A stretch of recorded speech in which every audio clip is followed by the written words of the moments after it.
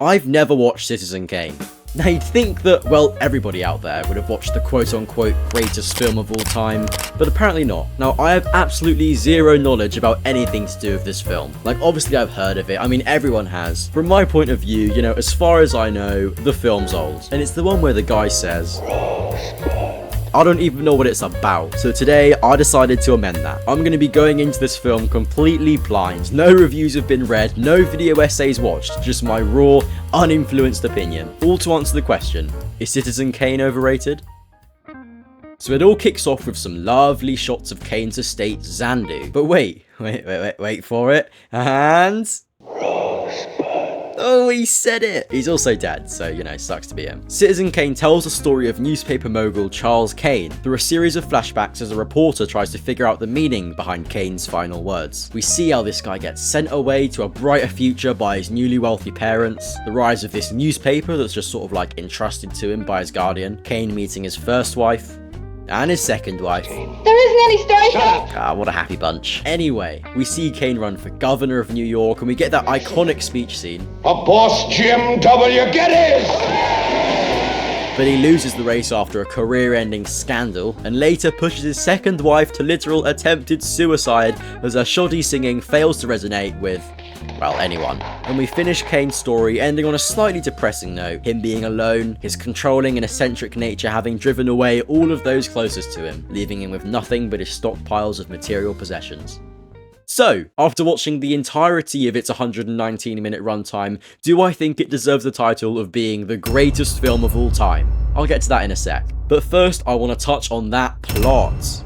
For me, it's one of those films where you get to the end and you feel like you've just seen a lot of life get lived. Like it's proper dense for its runtime. When we get to the end, it's just sort of over. There's no big payoff to the story. I mean, don't get me wrong, it's not like I hate slow burners or films that exist solely as some sort of message to society, but just hear me out for a sec. The whole drive of this plot really centers around the significance of Rosebud, and we're led to the very end before it's revealed to be the name of his childhood sledge. And yeah, I get it, it represents the idea of like a lost childhood and lost innocence. I mean, you can look as deep into it as you want, but that is the general idea. But I feel like that's kind of the whole idea running through the entire film. I mean, it's clear he's not happy with the world he's brought into, he says it himself. If I hadn't been very rich, I might have been a really great man. The insanely stark contrast of this happy fellow and this incredibly sad looking man sort of tells us everything we need to know about Kane. So really, this big climactic reveal of a theme that everyone's been aware of since the 20-minute mark isn't that climactic. It's more like our ideas are just sort of confirmed. They're not altered, they're just confirmed. It's not even like we're watching the journalist come to this discovery and, you know, like piece together the final bits of his report. Because none of the characters ever work out what Rosebud is meant to mean. The sledge gets burned and the whole drive of the plot really is just left completely unresolved. We're essentially left with the journalist whose whole goal in this film is to find the meaning behind Rosebud, and he doesn't even do it. The big ending literally couldn't be any more pointless. Do the characters achieve anything?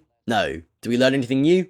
No. It just ends. But is this all necessarily a bad thing? No. I mean, in my opinion, the story itself is a really strong story, you know, it stays engaging throughout, and it follows a genuinely interesting protagonist. I didn't once get bored, I didn't once look away, I didn't, you know, pick up my phone, flick on my phone. It was a great story. But is it anything to write home about? Yeah, maybe not. Again, I'm gonna throw it out there. I'm not here to, like, psychoanalyze the story. I feel like in all films you can dig a rabbit hole into any meaning you like, and that is perfectly fine. And especially this one, like Citizen Kane is fully, like, a film school 101 type film. I can't begin to imagine the hours people spend analysing every nuance of this thing. And this is just all my opinion, you know, it can change over time, who knows. I think one of the main reasons this film was remembered so greatly is because of the immensely impressive technical aspects surrounding it. One thing I always need to remind myself of when watching these films is when they were released. And in Citizen Kane's case, it was quite a long time ago. I mean, this was released 85 years ago. It's older than The King by a considerable margin. You know, it looks nice, it's clearly very well directed, and it works brilliantly as a film, but is it anything like you don't really see these days?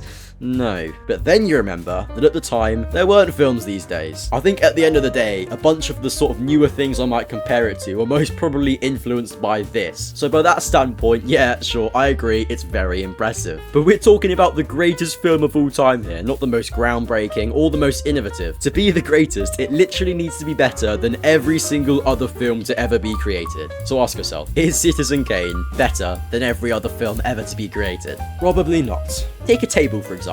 Would you say that the first table to ever be created is the best table to ever be made? No, you won't. Even if it revolutionized the way legs are used, even if it has all these special features unseen on furniture at the time, and even if it works quite nicely as a table, it still has nothing on the tables of modern times. I think the fact of the matter is, for an old film to be considered the greatest of all time, it needs something completely unique, you know? Something with elements that have gone completely unreplicated as time goes on. Hence why not many old films genuinely enter that discussion. Most iconic? Sure. Most influential? Maybe, but not the greatest. So do I think Citizen Kane is overrated? Yes. And no. Sorry, that's a god-awful answer. Let me explain. I might have said some terrible things about it and made a lot of people very angry, but I do think it's a really good film. I'd go as far as to say it's the best of its time, you know? But as a film being watched in the year 2025, I think it's nothing more than just a good film.